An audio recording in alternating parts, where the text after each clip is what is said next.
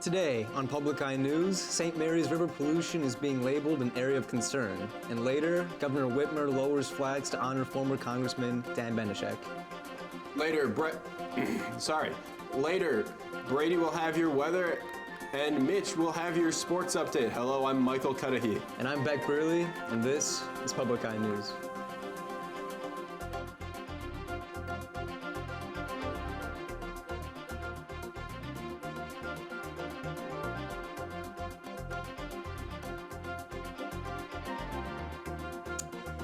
Significant progress is being made around the state as cleanup work continues on the U.S. border with Canada. St. Mary's River is labeled as an area of concern. The river is unique in that it forms a binational connecting channel between Lake Superior and Lake Huron. The two lakes make up the largest freshwater systems in the world. The river was designated an area of concern in 1987 under the Great Lakes Water Quality Act. The pollution of the river was derived from industrial and municipal discharges. Pollutants such as metals, suspended solids, polycyclic aromatic hydrocarbons disrupt the delicate balance of the river system.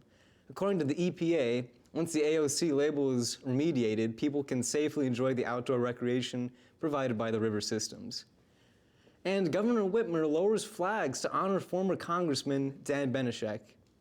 The former congressman and UP resident, Benishek passed away at the age of 69. In response to his passing, Governor Whitmer has ordered the state of Michigan to lower all flags in the state capitol and all complexes to half-mast. Benishek worked to improve the lives of veterans and residents of Michigan while serving on committees that protected our natural environment. Born in 1952 in Iron River, he is survived by his wife Judy, 5 children, and 5 grandchildren. Our thoughts are with Judy and her family. And Hamtramck is another Michigan city that is having water filtration problems. The city has distributed 700 water filters, with another 900 hoping to be distributed next week. Hamtramck is a city of around 28,000 people with heavy immigrant populations from Bangladesh and Yemen. The water itself is reportedly fine, but it's being transported in old lead pipes that can have lead leaching into individuals' homes. The mayor of Hamtramck says that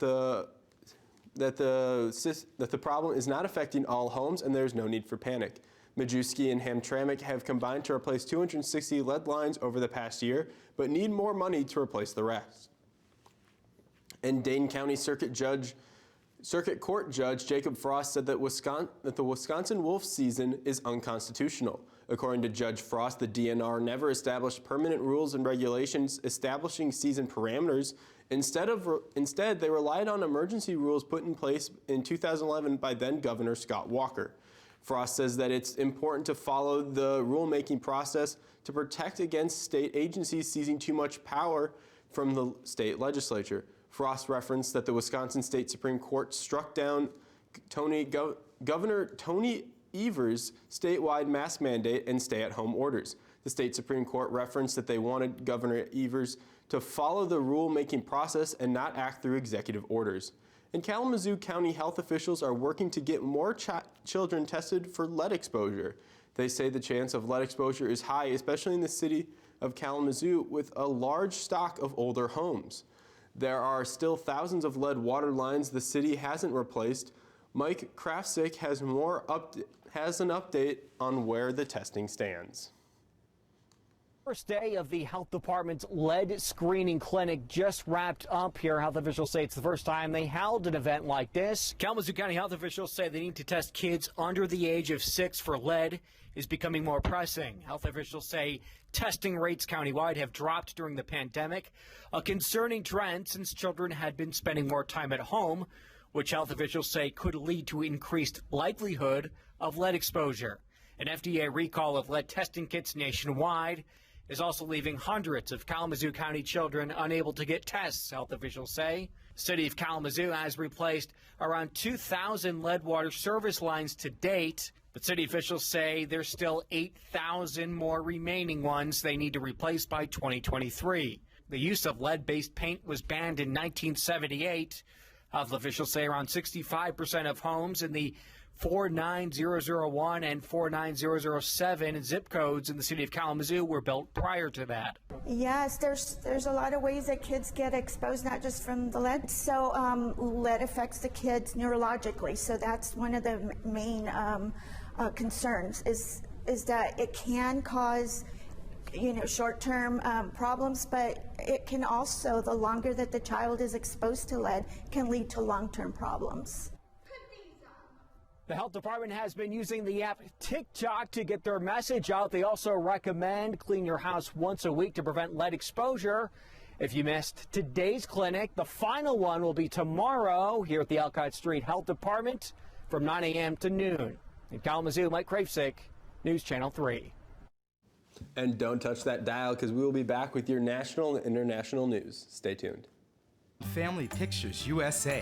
Tobacco is a very important part of our history. We explore a changing North Carolina through family photographs and stories. I'm right there, directors of Mechanics and Farmers Bank. Both of you have referenced a lynching. Could you tell us about that? I take away from their experiences here that life isn't easy, but that's okay. Monday night at 9. Welcome back. Though children are less susceptible to the harm that COVID may bring, it is vital to have herd immunity to prevent future swells of the virus. And with vaccine effectiveness at 90% in children, we are seeing a positive change in the battle with COVID. Reports from around the nation show the ongoing battle with COVID-19 and the steady rise of the Delta variant. Infection rates around the nation are down 24% as of today, with 75,498 new cases and 56,750 hospitalizations, according to the Department of Health and Human Services. Experts from the Centers for Disease Control estimate that the Delta variant is twice as contagious as the base virus. However, the disease does not spread as easily in vaccinated individuals. With the majority of those at risk being unvaccinated, it is crucial to get out and get vaccinated. On the set of Rust, actor Alec Baldwin fired a prop gun, wounding director Joel Souza and killing cinematographer Helene Hutchins. A spokesperson for Baldwin said the prop gun was loaded with blanks, further adding that production keeps a distance of 20 feet to prevent injury from gunpowder particles and smoke. While on set, it was not clear if Baldwin was performing or not. The spokesperson for the Santa Fe County Sheriff said detectives were still investigating what type of projectile was discharged and how there are currently no charges. And Queen Elizabeth II returned to Windsor Castle Friday in good spirits. She spent the night in the hospital earlier this week for some testing. The Queen was recommended to rest for a few days, which she reportedly reluctantly agreed to. The 95-year-old spent the night in King Henry VII's hospital in London. She had canceled a trip celebrating the 100th anniversary of the creation of Northern Ireland. Officials specified that the test was not COVID-related. And an American collector shelled out nearly $8 million to buy a rare dinosaur skeleton. The huge herbivore went under the hammer in Paris. CBS's Ian Lee has the story from London. They call him Big John, and it's easy to see why. He's the world's largest Triceratops skeleton. The history behind this and the curation of it is absolutely impressive. Big John went for some big bucks at an auction in Paris on Thursday. $7.7 million, 5 times the expected price. For a Triceratops and for an herbivore, this is unbelievable record. Paleontologists dug him up back in 2014. The mammoth dino comes in at 23 feet long, 8 feet high, with a massive skull and 3-foot horns. Big John roamed modern-day South Dakota more than 66 million years ago, so it might be fitting that he's going home. It's being acquired by an American collector, and that individual is absolutely thrilled with the idea of being able to bring a piece like this to his personal use. Big John's anonymous buyer will now get all 200 pieces of him and hopefully instructions on how to put them back together. Ian Lee, CBS News. And after this break, Brady will have your weather update and Mitch will have your sports. Stay tuned.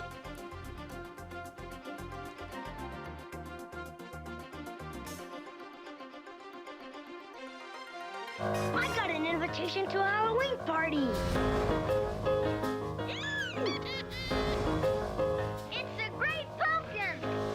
What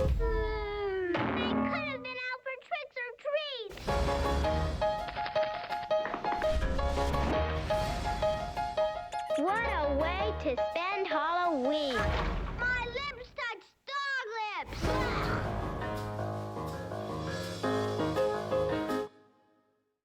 Welcome back. I'm your weatherman, Brady Hinshaw. And today on the NMU campus, it looks better to stay indoors, so stay dry.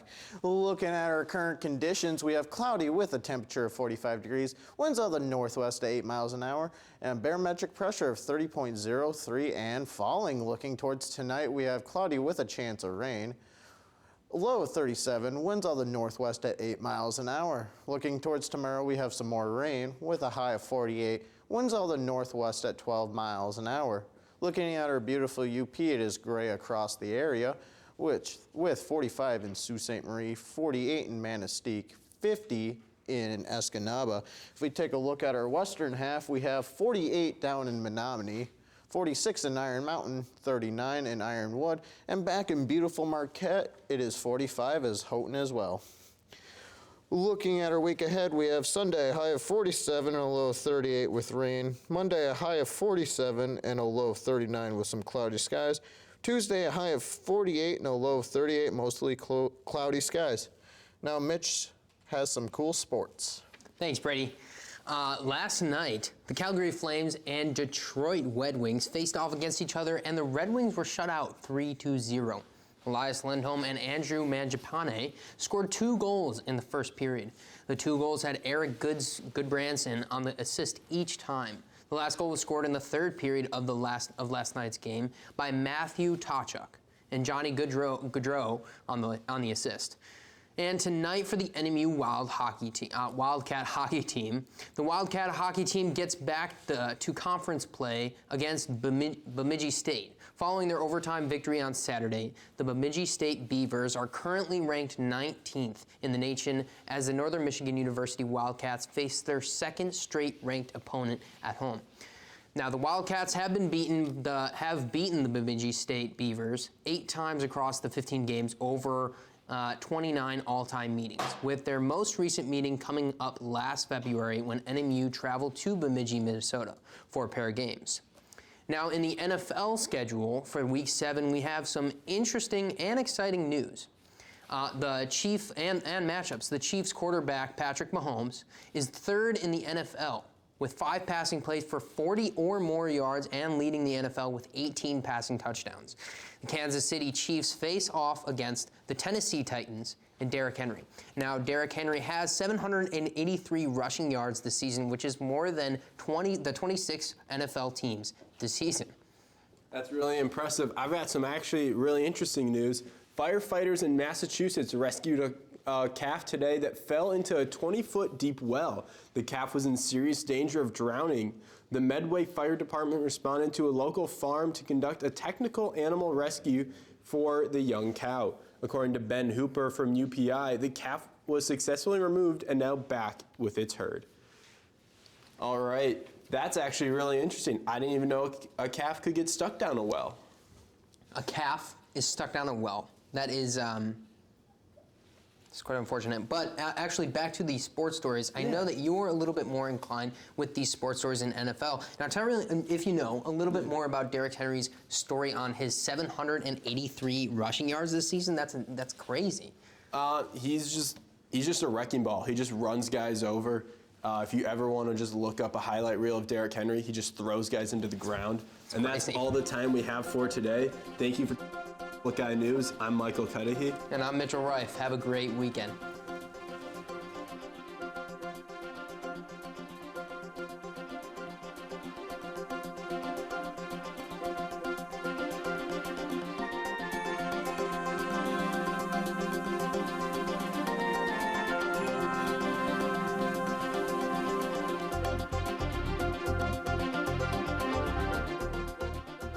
The preceding program was produced by WNMU-TV, Northern Michigan University Public Television, in studios located in Elizabeth and Edgar Hardin Hall.